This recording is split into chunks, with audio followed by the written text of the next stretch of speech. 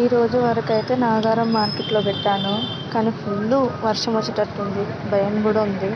అందరు మొహాలలో అదే ఉంది, టెన్షన్ టెన్షన్. వర్షం ఎక్కడ పడుతుందిరా బాబు అని చెప్పేసి అందరు డల్గా కూర్చున్నారు.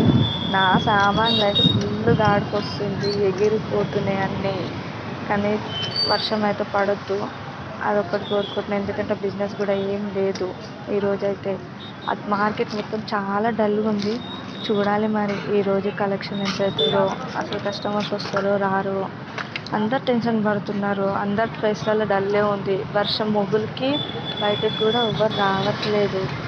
ఎంత డల్గా ఉందంటే అంత డల్గా ఉంది.